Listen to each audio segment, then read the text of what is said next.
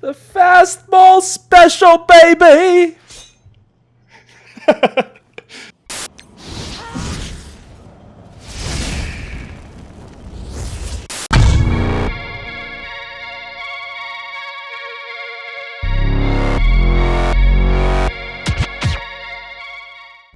What's up, guys? So today we have a ton of new stuff to check out as part of the patch 3.2.0 preview. We're going to spill the long-awaited requirements for the Phoenix Legendary event, as well as check out the kits and some animations for Psylocke, Colossus, Phoenix, and America Chavez. Because this video will contain a lot of kit info, I'll likely end up making individual character review videos for these characters at a later date, but for now, let's get right into it. Starting off, we're going to take a look at Psylocke's kit. She will be a brawler, so she can be used on the Ms. Marvel Hero Brawler team, and she will be available via a character event campaign that kicks off on Monday, May 27th, and that campaign event will require martial artists to complete. Since many people have been asking, my personal recommendation for a martial artist team is using Mordo, Daredevil, Iron Fist, Nobu, and Hand Sentry. Elektra and Hand Sorceress are the next best backup options if one of those original recommended characters isn't quite up to snuff. But let's break down her kit. Psylocke's basic is Psy Knife. Attack primary target for 270% piercing damage. So, it's a pretty standard basic, piercing is a nice touch. Psylocke's special is Telekinetic Armament. Attack primary target for 200% piercing damage, chain to 3 adjacent targets for 200% piercing damage, clear 2 positive effects from each target, counterattack breaks this chain. So this chain being able to remove 2 buffs from up to 4 enemies is a really nice perk. The damage isn't anything special, but this will provide a lot of utility, especially on a brawler team. Psylocke's ultimate is Astral Butterflies. Transfer 2 negative effects from each ally to primary target. Transfer all negative effects from self and X-Men allies to primary target. Attack primary target for 300% piercing damage. This attack cannot miss. So this is both an incredible first turn single target burst and an incredible counter to Brotherhood teams, Spider-Verse teams, and early debuff characters like Mordo. Note that abilities that are labeled as can't miss ignore blind, but they can still be evaded. Attacks that can't be evaded are labeled undodgeable, and attacks that ignore both blinds and evades are labeled as unavoidable. And finally, Psylocke's passive is Reinvigorate. On spawn, gain evade and counter. When an X-Men ally drops below 50% max health, apply evade and counter to that ally. Gain 1000% resistance against Disrupted. So this is a decent passive, nothing groundbreaking, but having a lot of resistance against Disrupt is nice, and giving X-Men evades and counters will definitely help their survivability. And as you'll see in the upcoming X-Men kits, they all tend to have nice effects that they can apply on their counterattacks. So this passive is a really effective passive on an X-Men team. Alright, next up, we're taking a look at Colossus. He's the protector of the team, and he brings some really nice utility as well as building damage. He will be released sometime this patch, and he will be unlocked via Blitz. So let's check out his kit. His basic is Ring Dinger. Attack primary target for 340% damage, and apply offense down for 2 turns. So I like this basic a lot. Damage is very standard, but 2-turn offense down is really crippling, especially on characters that rely on dealing heavy damage. As a tank, being able to neutralize your own biggest threats is great, and being able to do this when called by Storm for an assist or via a counter granted by Psylocke, it allows Colossus to handicap most of a team by himself. Colossus' special is Altruism. Gain Taunt, gain 2 counter, apply 2 deflects to self and X-Men allies, apply deflect to all other allies. If Phoenix is an ally, gain Taunt for 2 turns. This taunt is pretty standard.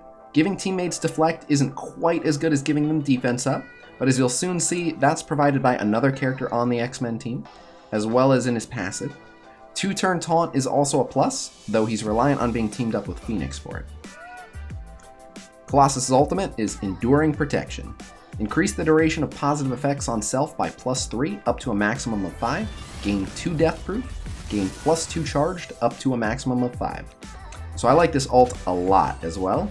Increasing positive effects can be really useful. Paired with a character that can grant death proof or counter or evade before he uses this ultimate can make Colossus an absolute pain to deal with. And when paired with Phoenix, this will allow him to extend his taunt by 3 more turns, which is absolutely insane. He can easily hold a taunt for an entire match. And finally, Colossus' passive, Steel Form. On spawn, if charged, generate 1 ability energy for self, then clear charged.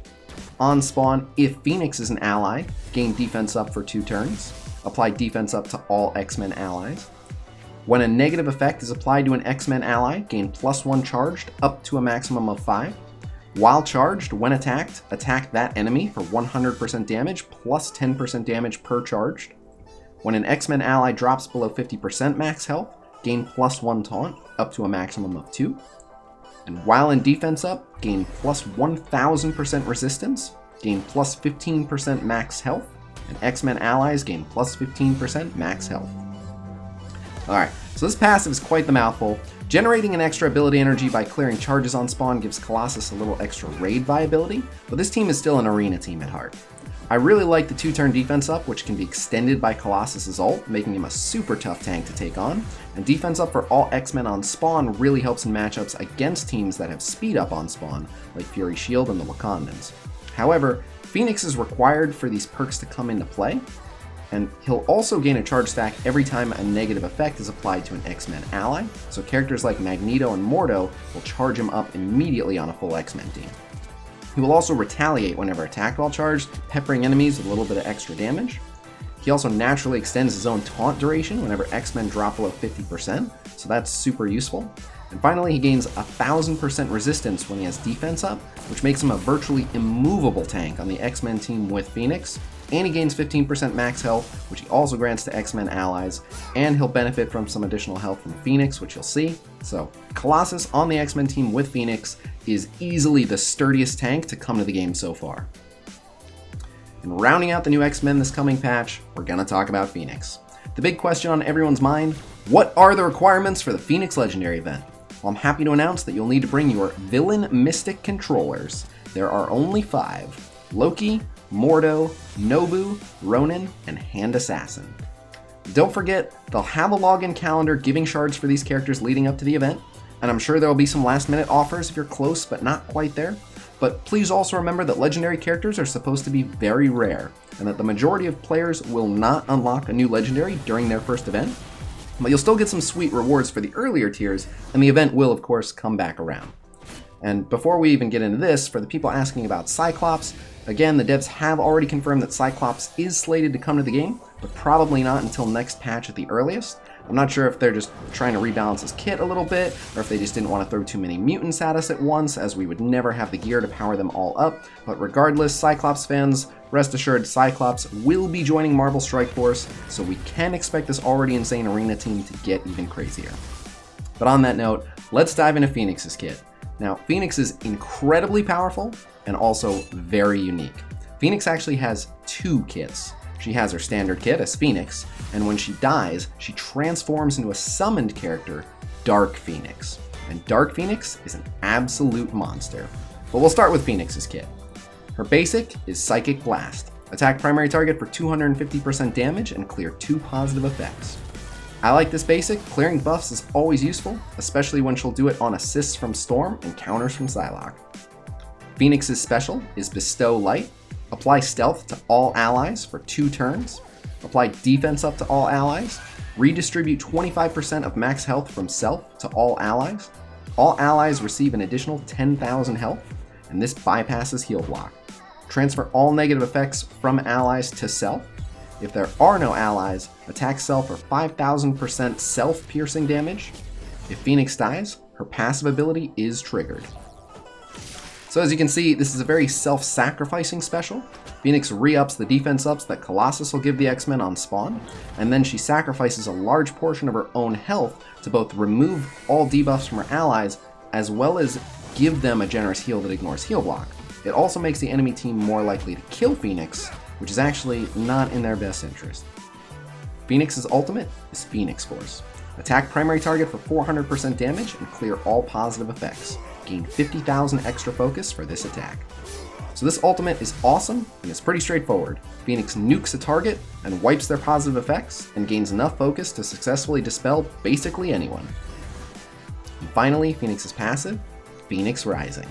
On death, summon Dark Phoenix. Phoenix cannot be revived. On ally taunt, gain 30% damage. X-Men allies gain 30% damage. gain 30% max health. X-Men allies gain 30% max health. So the on-ally taunt gain taunt is nice. It really increases the likelihood that Phoenix will die during the match, which is uniquely desirable with this character. She also provides her X-Men allies with 30% max health and damage, which is a huge boost, and it's standard among legendary characters. Now note that Phoenix cannot be revived, and Dark Phoenix is technically a summon, so only Nobu and Scientist Supreme will even be able to revive Dark Phoenix. But because Dark Phoenix is a summon, she will not carry over to the next node in Raid or Dark Dimension, so Phoenix is going to be super useful for Arena and Blitz and Alliance War, but she'll be a one-node wonder in persistent health game modes like Raid and Dark Dimension. Alright, so we've seen how Phoenix can sacrifice herself to empower the team, but let's take a look at the monster that this process creates. Looking at Dark Phoenix, her basic is Immolation. Attack primary target and all adjacent targets for 250% damage, clear 2 positive effects on each target. So this is the same as Phoenix's basic, except this time it does splash damage and therefore can remove positive effects from multiple enemies. So that's awesome. Dark Phoenix's special, Vitality Drain. Steal 20% health from all enemies and redistribute to self. Apply regeneration to all allies. Apply an additional regeneration to all X-Men allies. So this ability is a more aggressive version of Phoenix's special. This gives multiple stacks of regen to X-Men allies, but steals health from all enemies, and essentially full heals her if there are at least 5 enemies on the board. Dark Phoenix's ultimate is Phoenix Unleashed. Attack all enemies for 400% damage, clear all positive effects on each target, gain 50,000 extra focus for this attack, and this attack is unavoidable.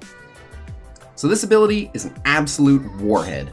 400% damage is already a ton for an AoE, but it's also unavoidable, and she gains 50,000 extra focus while removing all positive effects from all enemies. So this ability is a total game changer, and I feel bad for anyone on the receiving end of it.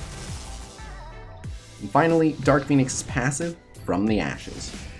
On spawn, attack all enemies for 250% damage, and apply defense down for 2 turns. So this ability is also absolutely monumental.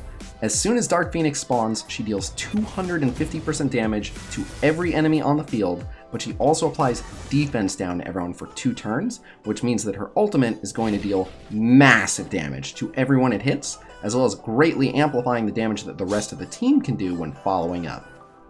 I think it's safe to say that my hype levels for Phoenix are at an all-time high. But there's still one more character to talk about, and her kit is a very welcome addition to hero brawler teams everywhere. And that character is America Chavez. So we don't know yet how or when she will be released, but we do know that she's gonna be awesome. Looking at America's kit, her basic is Starstruck.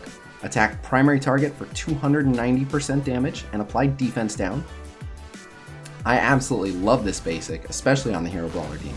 Defense down is excellent since it'll be followed by an assist, and she essentially amplifies every assist she gets. She will also apply these defense downs when she assists, so she provides the brawler team with the exact window that they need to burst enemies down. America's special is Shooting Star. Attack primary target for 300% damage and 75% additional damage per hero brawler ally. So this is a really nice early nuke ability, and the ability to deal 600% damage on a full brawler team is awesome, especially if she was already called for an assist and landed a defense down on the target before this. And remember that this ability will also call an assist on a brawler team.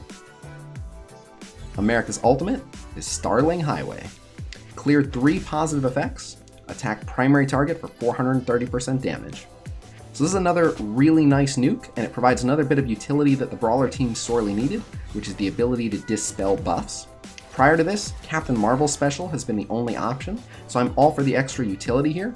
And of course, this ability will also call an assist on the brawler team. And finally, America's passive, America's Starling. Gain plus 20% max health. Hero brawler allies gain plus 20% max health. So America's Kit rounds out yet another tool that the brawler team has been sorely needing. If they had one major weakness, it was their survivability, and granting everyone 20% additional max health just shores up another of their weaknesses. So I'm really looking forward to running America on an empowered brawler team. Alright, so that hit on pretty much everything. We can also expect the Elite Red Star Orb rework this patch, as well as some significant additions to the Alliance War game mode, but I think we've touched on enough for now, so I'll let you guys get to theory crafting. Let me know which of these new characters you guys are most excited for in the comment section below. Otherwise, I will see you guys real soon. Peace!